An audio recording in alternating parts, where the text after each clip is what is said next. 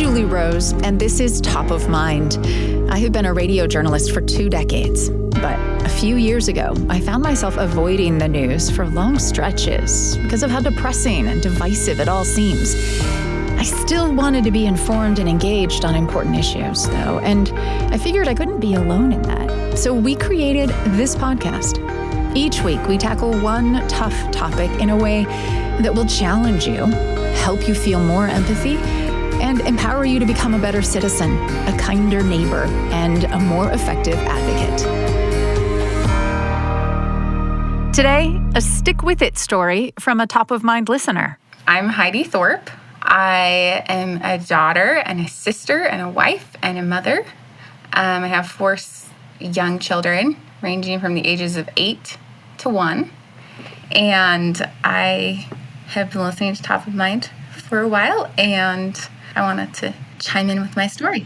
I mean, it's so great to hear from you, and I'm so pleased that you were willing to reach out and speak about this topic that is actually a really difficult one, right?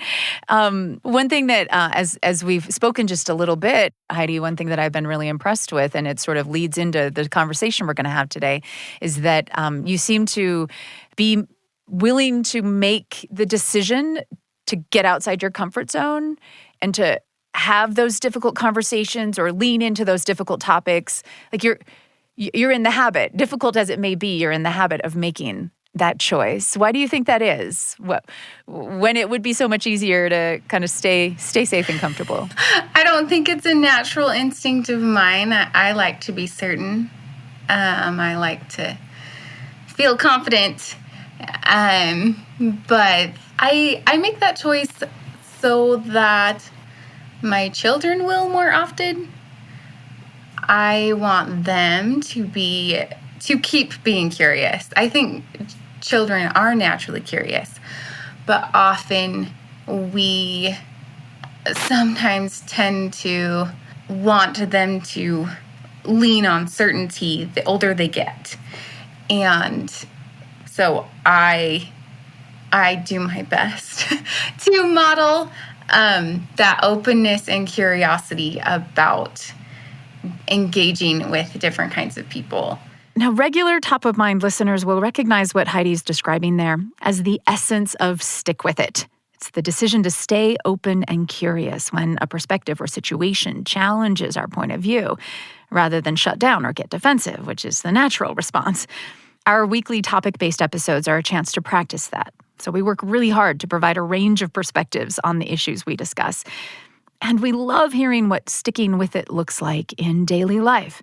So I was thrilled to hear from Heidi Thorpe about her experience engaging with views that challenged her thoughts on abortion. This all heated up for her in early 2022, around the time it became clear that the U.S. Supreme Court was going to overturn Roe versus Wade. So I was raised as a conservative Christian, and their views are no, there are no abortions, except in very rare cases. And so this seemed to go along with what I'd been taught, right? But because I am in the place of being curious, I decided to go and search online. I don't know that many people who have had abortions. And I saw something I hadn't seen before. So in conservative circles, we talk about abortion as saying, well, don't have an abortion. You should put your baby up for adoption. That's the conversation people have on like the conservative side. And I started finding these stories of women who had multiple children and then chose to have an abortion because it felt so overwhelming to them to have just the children they have. And I really resonated with that. When I had one, I felt really overwhelmed. And with my second, I was so overwhelmed. Every time I see someone who has 2 children, my heart goes out to them. It is so hard to have 2 children. And then I had my third, and wow, I am overwhelmed. And so I had an understanding of how these women felt, being so overwhelmed by the number of children they have, whatever that number was. and not feeling like they could have another. So were you changing your mind on abortion in that moment? No, I wasn't even looking to change my mind, Julie. I didn't feel uncomfortable at all that they felt that way. I don't approve of their decision to have an abortion, like, necessarily, right? I'm not saying I think they did the quote right thing. And in fact, when I participated in this 3 practices circle about abortion specifically. And would you just in case people aren't familiar with 3 practices, what's the idea there? So the 3 practices, the idea being that the 3 practices are being unusually interested in others, staying in the room with difference, and not comparing your best to another person's worst. So you go into the circle, you have an understanding that there will probably be differences between you and a number of the other people. And you decide to stay. It's a like mini stick with it moment. As I describe that, I think, oh, stick with it. Exactly. And this is an organization that convenes groups of people, often strangers, on a specific topic, and there's a lot of sharing of perspectives involved. And so this is one you chose to participate in around the issue of abortion. Yeah, so it's over Zoom, and most of the perspectives were for what is termed pro-choice, right? That women should have this right to choose to have an abortion. And I kind of stated my position. What I said is I do believe that women have choices. This is not, for me, it's not about women's rights. For me, it's that when you choose to be sexually active, that's when you choose.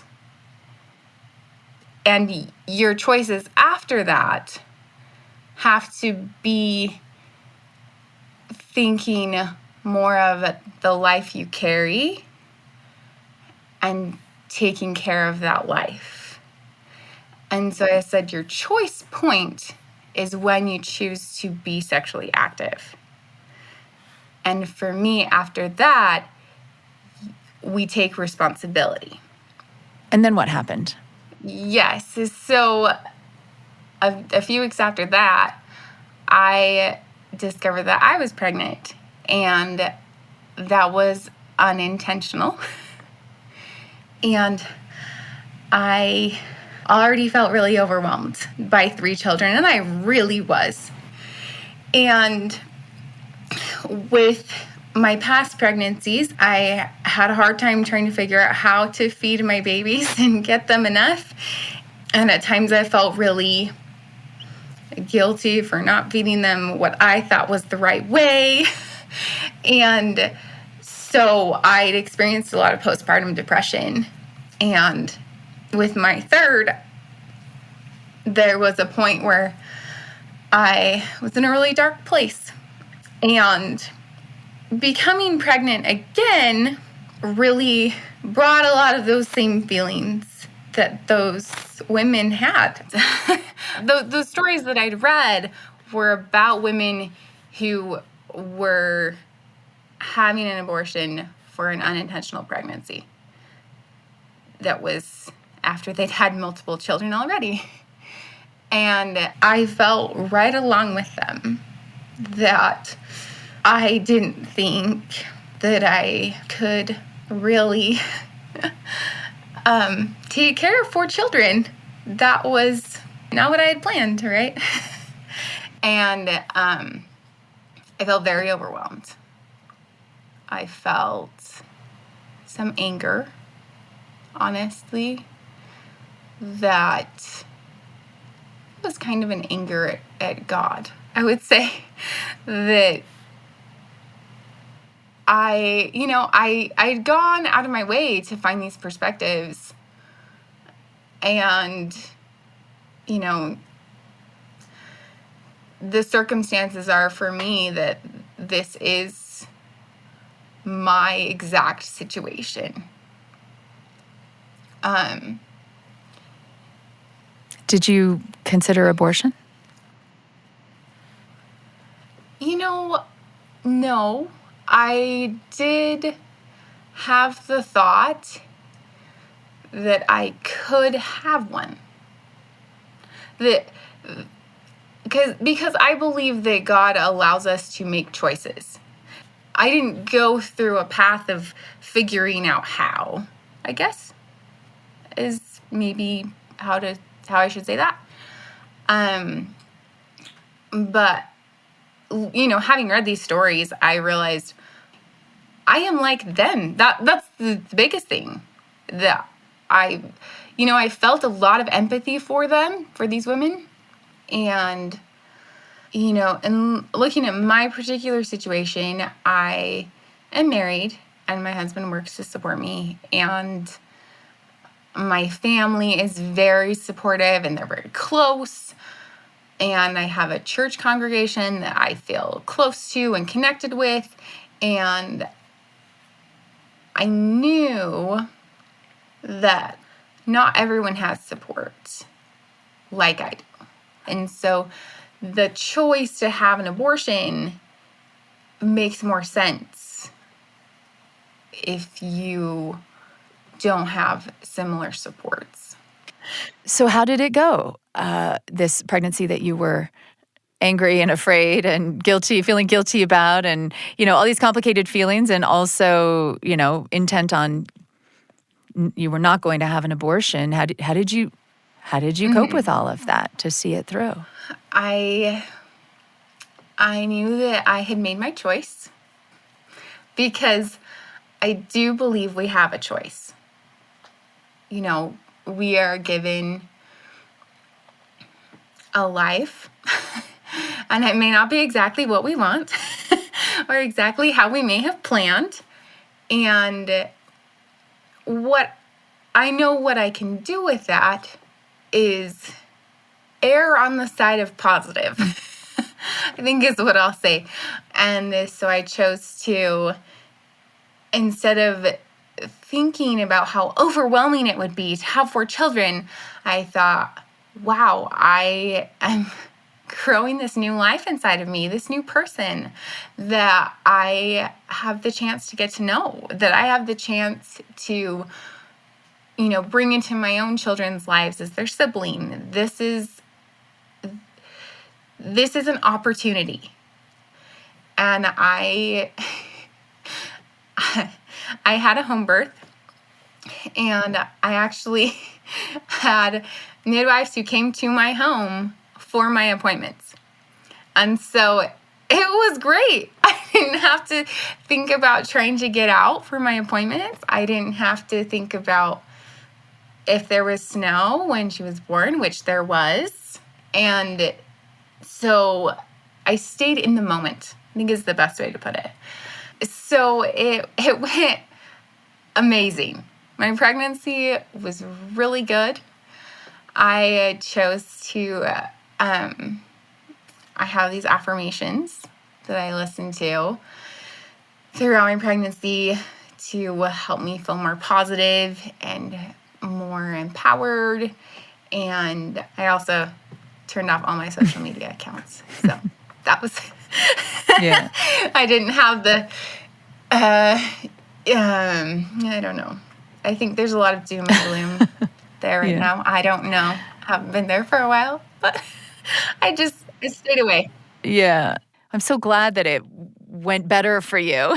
It's so much better than what you had been dreading could have been the case. But it really strikes me that this whole journey for you of choosing to do the hard things and to stay uncomfortable, really was about a shifting perspective, a deepening perspective on the nature of choice itself.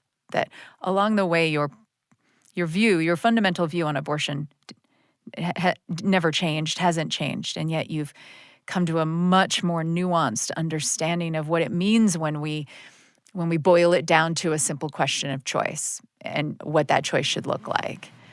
Yes. And what I realized is that so often when we talk about abortion, when we talk about a woman's right to have an abortion, or if she shouldn't have an abortion, we frame parenting culturally as kind of a solo endeavor. And if parenting, if it is just me, or even if it is just me and my husband, even one child is almost too many. And so how we framed it into this situation of it is you, one individual, making one choice, isolated and separate from all the rest of the world, carrying this pregnancy to term. If that is the truth, and that's how you're taught, and that's how you're raised, and that's how we talk about it, then abortion does make sense. So I choose to speak about it differently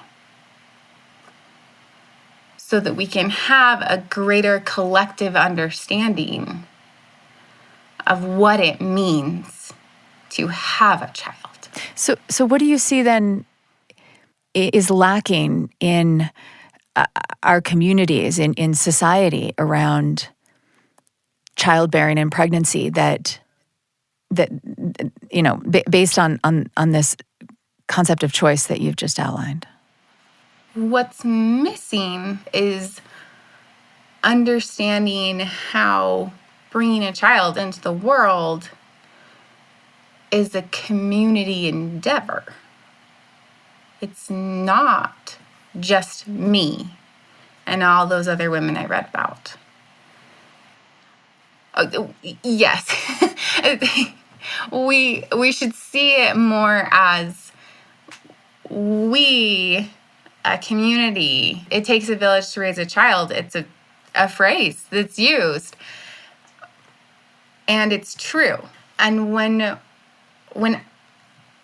Julie, when I say something like, I believe women should carry their babies to term, or I believe you should carry pregnancies full term, I am saying I, as a member of the community, will support you.